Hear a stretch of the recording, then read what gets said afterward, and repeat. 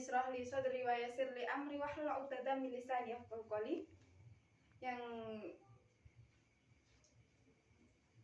kita panjatkan puji dan syukur kepada Allah Subhanahu wa taala, dan salawat serta salam kita sampaikan kepada junjungan kita Nabi Agung Muhammad sallallahu alaihi wasallam, agar kita mendapatkan syafaat di yaumul qiyamah kelak.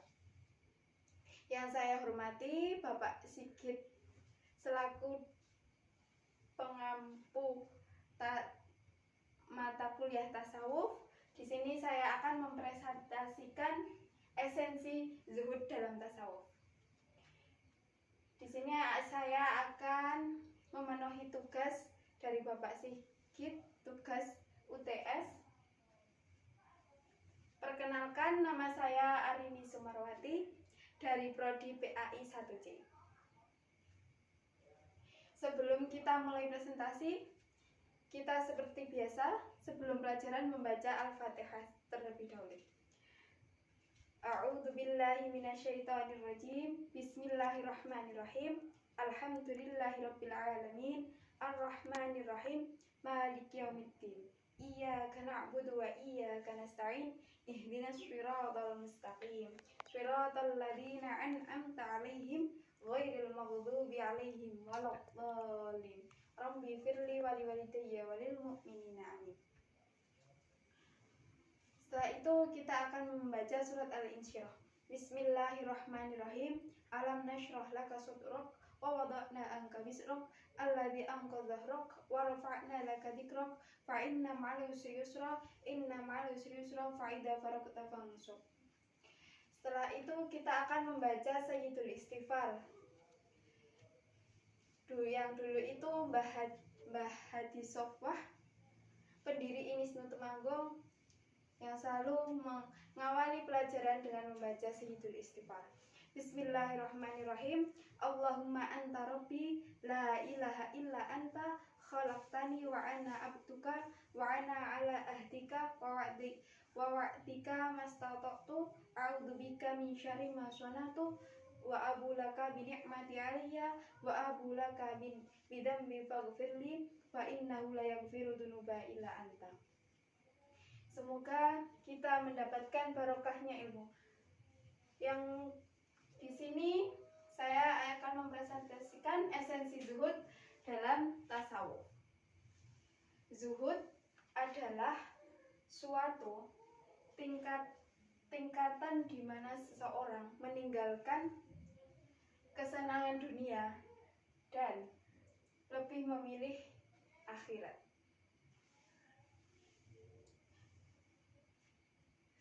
Tanda-tanda zuhud yaitu yang pertama, kita lebih meyakini apa yang ada di sisi Allah Subhanahu wa taala lebih baik daripada di tangan kita. Faktor yang mendorong lahirnya zuhud yaitu Al-Quran dan Sunnah.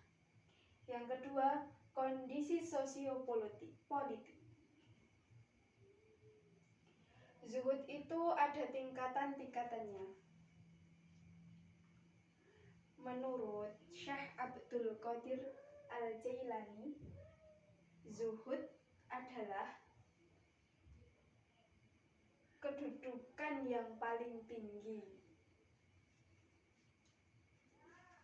Karena zuhud itu sangatlah penting di era zaman sekarang ini, dengan meningkatkan derajat seseorang. Apabila seseorang sudah sampai dengan zuhud, maka derajatnya akan ditinggikan oleh Allah Subhanahu wa taala.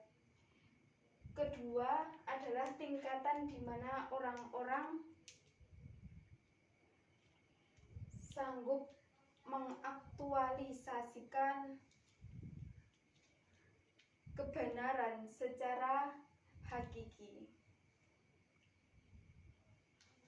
Biasanya seseorang yang sudah mencapai tingkatan zuhud tidak akan berbohong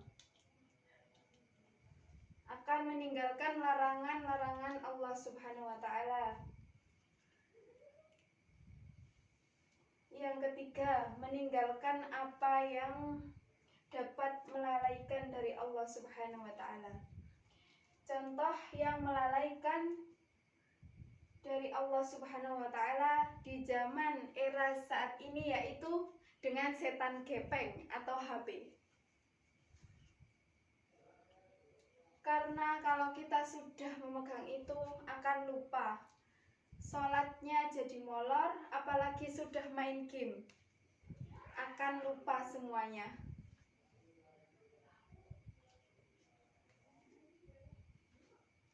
Contohnya, kalau kita melalaikan Allah Subhanahu wa taala, contoh kita sedang bermain handphone di kamar, dipanggil oleh ibu kita sendiri, kita tidak mendengarnya. Padahal ridhonya ibu adalah ridhonya Allah Ta'ala. Bagaimana akan mencapai tingkatan zuhud jika kita dengan ibu kita sendiri lalai? Contoh perbuatan zuhud dalam kehidupan sosial. Jika kita memiliki uang, disisihkan untuk bersedekah dan tidak berfoya-foya berlebihan. Karena di luar sana sangat masih banyak yang membutuhkan. Tidak semua orang itu memiliki uang yang berlebihan. Karena jika kita memiliki uang berlebihan, ada hak orang-orang kaum duafa di luar sana. Kita harus bisa memanage uang. Tidak hanya berfoya-foya ke mall saja. Jika kita ke mall saja, maka jika kita ke mall setiap saat menghambur-hamburkan uang di sana, maka kita lupa akan ada tanggungan bersedekah kepada kaum-kaum duafa. Terkadang di luar sana ada yang memilih uang, kita punya uang untuk membeli minuman keras, padahal itu sangat diharamkan oleh Allah Subhanahu wa taala dan perbuatan yang sangat dibenci Allah Subhanahu wa taala. Daripada kita untuk membeli minuman-minuman yang diharamkan oleh Allah Subhanahu wa taala, lebih baik kita untuk bersedekah kepada anak yatim dan kaum duafa.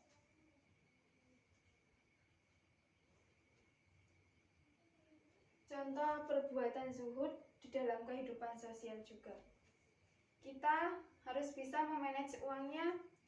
Kalau di desa ada iuran untuk pengajian, kita bisa membayarnya dengan tepat dan membayarnya dengan genap. Daripada kita untuk berfoya-foya di pasar, di mall, untuk memberi barang-barang yang mahal. Karena semua itu kalau kita memberi barang-barang yang mahal tidak terpakai, maka akan ada hisabnya, akan dipertanyakan oleh Allah Subhanahu wa taala, pertanggungjawabnya di akhirat kelak.